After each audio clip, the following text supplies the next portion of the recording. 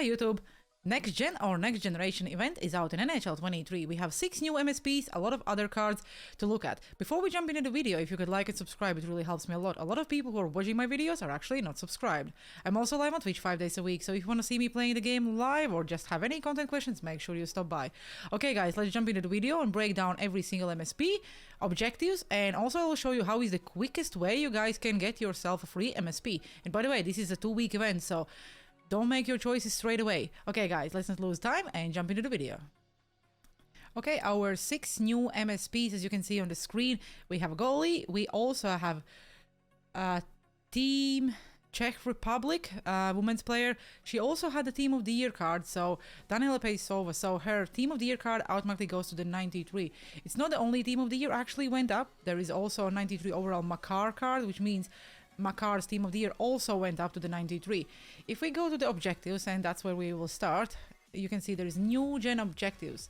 We have 27 days to complete 9 objectives where you also have to play, oh my god, that's a lot of 600 games. It doesn't mean you have to play 600 games. If you have 2 next gen players in your team, you actually have to play 300 games. Doesn't mean the players have to be MSPs. It can be the lowest overall card you can. So I would suggest, guys, you go to the auction house, snipe the cheapest next gen cards, put them in your lineup and go and play squad battles and rookie. So let's say if you have 10 next gen players in your team, you only need to play 60 games. If you have 14, it's less, and so on and on. So that's the quickest way how you can get all these objectives done. You will get enough next gen collectibles to upgrade one of the MSPs to the 93 overall. If you go to the next gen challenges, you can see we have 6 challenges where we can also get free collectibles, where if you play all of them, you get enough collectibles to actually make one of the MSPs and use the objective collectibles to actually upgrade it to the 93. So if you want an MSP for free, you have to play challenges first and then complete the objectives. Also, we have a lot of packs in the store. So like you can see, we have next gen K Moments pack, we have next gen starter pack, week 1 untradeable, where you will get 184 overall MSP. By the way guys, I'm not suggesting you guys buy any of these packs, it's not worth, but I'm just going through the content so you can see what is new in the game. We have new golden era player pack, we also have premium next gen pack, we have next gen event booster pack untradeable. And what I'm surprised about is Elite Next Gen Event Booster Pack untradeable, where you can get 30 items, at least 282 overall player items, and guaranteed of 10 next gen event collectibles. So that's something you can buy, but I don't think the 10 collectibles is actually worth it. I think it's cheaper to buy a player in an auction house, trade it into the set and get yourself 10 collectibles that way. I don't really think spending 140k coins is worth it, but because of the content, these are the new packs, as you can see. We have 16 next gen cards in week 1. I believe there will be more released as we go, probably during the week or next Friday, because as I said, it was confirmed by Hulk in one of the Game Changers chats that this is a 2-week event. So guys, if you complete your objectives, make sure you don't make the choice straight away. Wait until the week 2, because I have a feeling we will have even better players in week 2, because that's what usually happens. The week 2 is always better than week 1. Let's start with Luke Prokop. He had shutdown. He is a solid 85 right-handed defenseman. He is a really big guy, so I think this would be a really good card for you to grab from the auction house, put it in your lineup and grind squad battles for sure. Also we have Patrick Hamrla, also a huge guy, which is a goalie. We have dialed in. He is quite big for a goalie, and that's what we like. His aggression is 55, rebound control 84. Could probably be a really good alternative again for the squad battles, just to put him in maybe as a backup if you want. Should not be very expensive. And his speed is 93. That's something for 85 overall card. It's quite good. Then we had Joshua Roy. Not a bad card again. Really, I will not go in a lot of details through these cards, but I will just show you the stats and you can make decisions yourself. I don't personally think any of these cards will be worth having in your team, but I think it's really beneficial that this event we actually have lower overall cards. We can grab from the auction house, stack our teams and get the objectives done quicker. We also have Ivan Bouchard. This card is actually not bad. Like, if you are only starting the game recently, I think this would be a really solid right-handed defenseman. His speed is bad, but like because of his size, and not a bad card in general.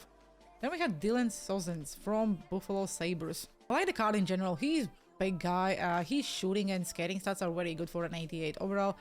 And I just think that like this is one of the cards who don't like the young guys in the team. And he had the protector, so if you activate you get that balance a little bit up. Same as slapshot accuracy.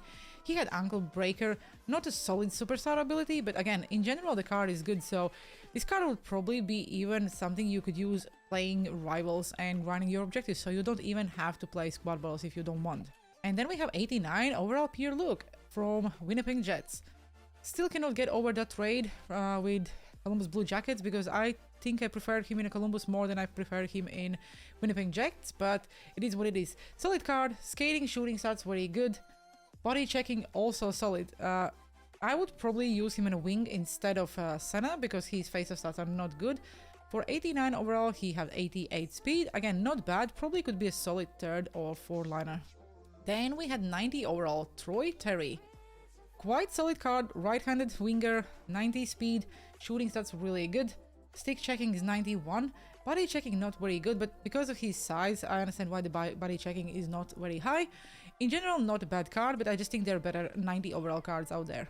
We also have Martin Nietzsche's 90 overall card, 92 speed, shooting stats are all about 90, skatings are almost all about the 90, endurance and balance is little bit below, but if you activate Gladiator you can get the endurance a little bit up, same as a body checking. I would like to try the card out. Again, I would use him in on a wing instead of a center because of his speed, and as you can see he only had 86 overall face-off stats, so not a really good card. He also had elite edges, so that would be really solid to activate, and again probably a good second liner for me. Okay, we also have 92 overall Kirill Kaprizov. Kirill the Trill, I always like that he's getting a card. I would like him to get an MSP, well, not gonna lie, because if he would get a solid MSP I would 100% make him. He's one of my favorite players. He had Shock and Ave, not a fan of it, so if you are having this card I would probably not waste ability points and activate it. He had elite edges, which is very solid, and he had ankle breaker. He's small, but he's very fast, so if you look at the hands, shooting and skating stats, there's really nothing to say. His body checking is very low, so as far as you can avoid the hits, he is a really solid card. If you activate Gladiator, it gets that body checking a little bit up, but still probably not enough to put him in the first two lines. I would probably put the bigger guys on my first two lines if it was me. And then we have 93 overall Cale Makar. He the Protector, Thief, he also had elite edges, snipe and tape to tape. Speed, shooting, hands, incredible. He also had 87 body checking, again not the best. Because I have his Team of the Year card, I'm happy that his Team of the Year went up. This is a very solid alternative. I think he's currently going around 300k in an auction house, at least that's what the price was in the morning. His stats are very good, his synergies are not bad, same as the superstar and zone abilities. Maybe not the best, because I know a lot of people don't like tape to tape. I personally like tape to tape because I struggle with passing. Other than that, if you look at the stats, the card is incredibly good, and if you cannot afford his X Factor or let's say Team of the Year, then this is a very solid alternative. Okay, now let's have a quick look on our MSP. So the first one will be Jasper Wallstedt, 19 years old goaltender from Team Sweden. I will not rank them because if I would, I probably would put a goalie again as the last one. But what I don't want to do is, I think like the goalies doesn't matter, but like if it's your favorite player, then it's really not fair for me to rank them. I think all cards in week 1 are good, depends on the position you're looking at. It's the first event where we are getting a 93 overall players again, so how can I say this goaltender is not good or is worse than, let's say, a 92 overall goaltender? I really don't think. He had Butterfly, he had Post-to-Post, Nutritionist as a superstar ability, he had a No Timer as a zone ability, he had a lot of synergies, including Speed 1 to help your team. What I like about the card, 98 speed, 60 aggression, which is very balanced. I like when it's not below 60. He also had 93 rebound control, and shot recovery is 93. Solid card, vision is 94. Like all the stats, as you can see, are very solid. So on a paper, the card looks great. Also, he's quite a big guy, so he probably would cover almost all of the net. If I would have a chance, I would really like to try him out.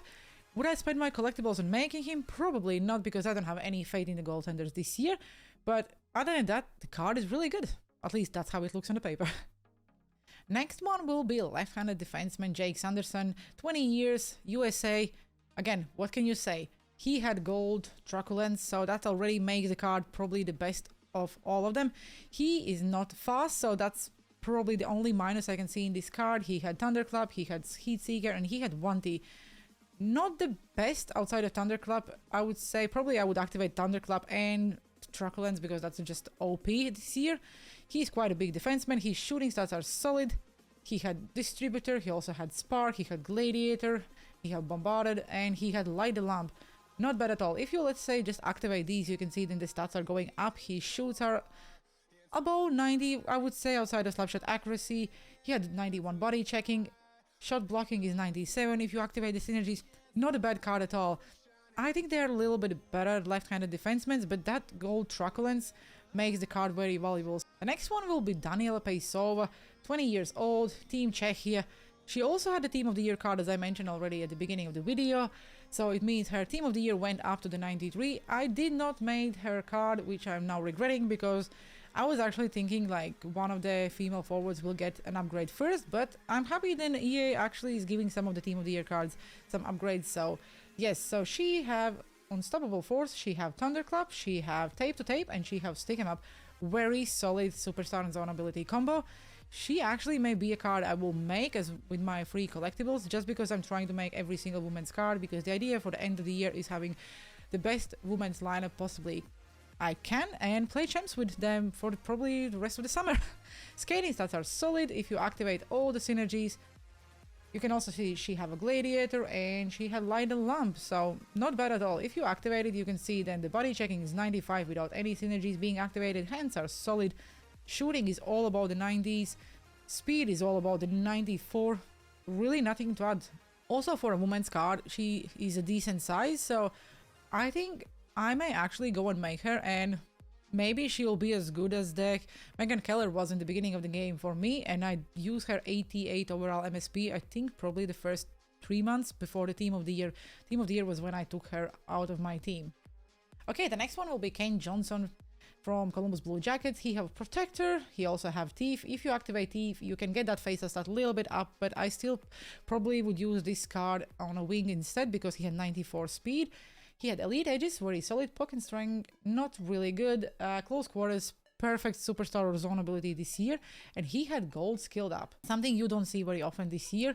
For people who know how to score lacrosse goals or just like to mess around, this card would probably be very good. I would use him on a wing instead of a center, as I already said.